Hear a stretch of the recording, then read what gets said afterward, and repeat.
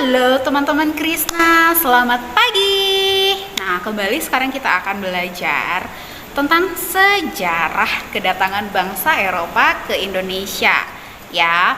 Nah, pertemuan sebelumnya kita sudah membahas mengenai kedatangan bangsa-bangsa Eropa. Di antaranya ada bangsa apa yang pertama? Bangsa Portugis, ya. Lalu ada bangsa Spanyol, lalu ada bangsa Inggris dan bangsa Belanda. Nah, ternyata bangsa Belanda itu adalah bangsa yang paling lama menjajah di Indonesia hingga ratusan tahun loh teman-teman. Ada yang tahu berapa tahun bangsa Belanda itu menjajah di Indonesia? Ada yang tahu nggak? Oke, kalau ada yang tahu silahkan kalian jawab pertanyaannya, tulis di buku IPS ya. Oke, lalu kirim kami Siza jawabannya. Oke, sekarang kita akan fokus dulu membahas mengenai kedatangan bangsa Belanda. Kenapa bangsa Belanda itu datang ke Indonesia? Ya, sejak zaman dahulu memang Indonesia itu terkenal sebagai negara penghasil rempah-rempah yang berkualitas. Ya, nah dari hal itu maka bangsa-bangsa Eropa itu termasuk Portugis, Spanyol, Belanda, Inggris itu tuh rela datang beribu-ribu kilometer jauhnya untuk membeli rempah-rempah langsung dari negara penghasilnya yaitu Indonesia untuk mendapatkan harga yang lebih murah. Dulu bangsa Belanda itu membeli rempah-rempah di kota Lisabon, yaitu ibu kota dari Portugis. Nah, pada zaman dahulu Belanda itu masih di bawah kekuasaan Spanyol. Ya, namun terjadi revolusi 80 tahun sebutannya yang sepanjang 80 tahun itu ternyata Belanda dan Spanyol itu memiliki konflik ya, teman-teman. Nah, konfliknya ini dilatar belakangi karena permasalahan agama. Nah, jadi dulu bangsa Belanda itu mayoritas masyarakatnya beragama Kristen Protestan, sedangkan bangsa Spanyol itu beragama Kristen Katolik.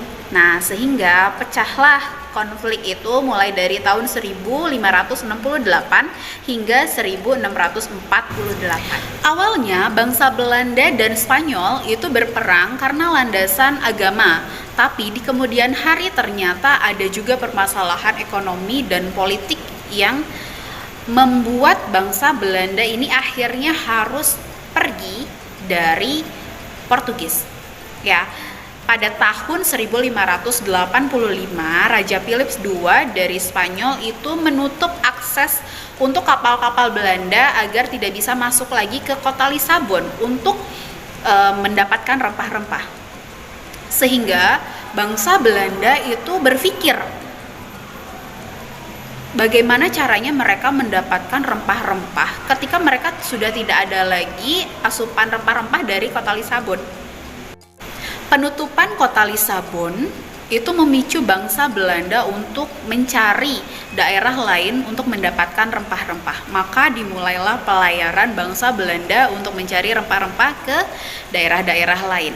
Nah, bangsa Belanda mendapatkan informasi mengenai keadaan adanya rempah-rempah di daerah timur itu dari orang-orang Portugis dan dari orang Belanda yang bernama Jan Huygen van Linschoten yang pernah mendatangi tempat-tempat di daerah timur yang di sana itu merupakan daerah penghasil rempah-rempah yang bisa diperdagangkan. Jadi Jan Huygen van Linschoten ini membuat peta kedatangannya ke beberapa daerah di wilayah timur untuk mendapatkan rempah-rempah. Maka dimulailah pelayaran bangsa Belanda itu pada tahun 1596 yang dipimpin oleh Cornelis de Houtman itu dari Amsterdam menuju Banten.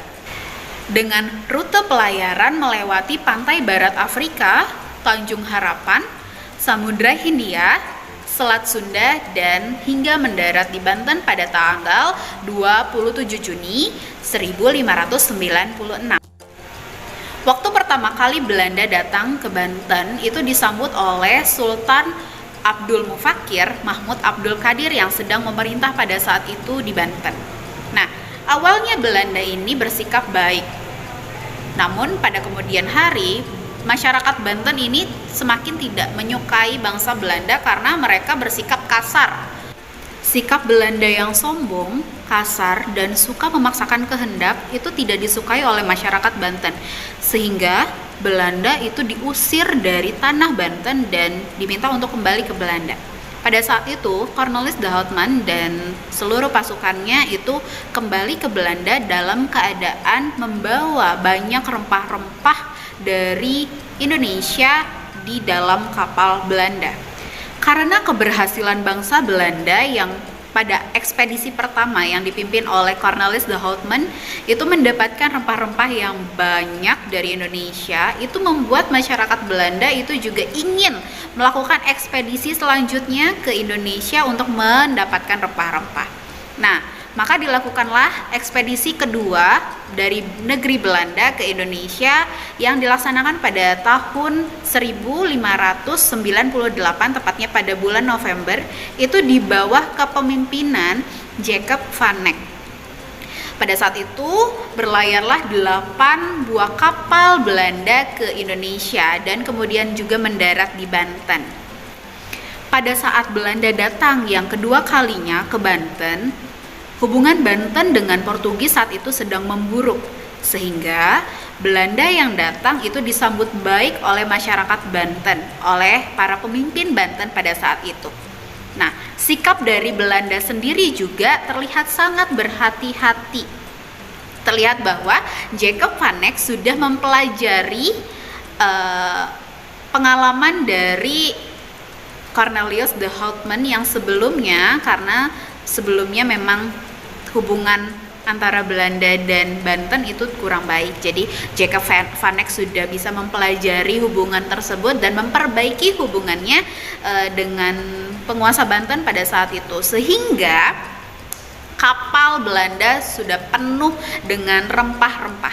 3 kapal Belanda yang berisi lada itu dikirim ke Belanda, dan 5 kapal Belanda itu dikirim ke Maluku. Pada saat itu Banten merupakan tempat yang strategis atau tempat yang menjadi pusat perdagangan rempah-rempah oleh bangsa-bangsa lain.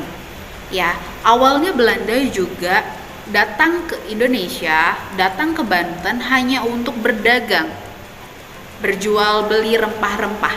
Tapi di kemudian hari Belanda melihat adanya kemungkinan untuk menjajah atau menguasai atau memonopoli perdagangan rempah-rempah yang ada di Indonesia pada saat itu. Sehingga Belanda membuat suatu perusahaan dagang ya yang dinamakan Perusahaan Dagang Hindia Timur, atau dalam bahasa Belandanya disebut dengan Verenigde de Oost-Indische Company, yang kita biasa singkat dengan sebutan VOC. Gubernur Jenderal VOC yang pertama adalah Pieter Both. Nah, Gubernur Jenderal itu adalah sebutan pangkat bagi seseorang yang ditunjuk untuk memimpin suatu lembaga di wilayah tertentu. Saat Jan Pieterszoon Koen itu menjadi Gubernur VOC, VOC ini markasnya dipindahkan ke Jayakarta karena dirasa tempatnya lebih strategis. Jayakarta itu di mana? Nah, beliaulah yang mengubah nama Jayakarta menjadi Batavia, yang sekarang menjadi Jakarta. Nah, VOC ini ternyata memiliki hak memonopoli yang diberikan oleh pemerintah Belanda pada saat itu, yang disebut dengan hak oktrooi. Isi dari hak oktrooi itu sendiri yang pertama, VOC bisa membuat uang dan memungut pajak. Kemudian VOC itu bisa membuat perjanjian, menyatakan perang, dan mengadakan perdamaian dengan raja-raja.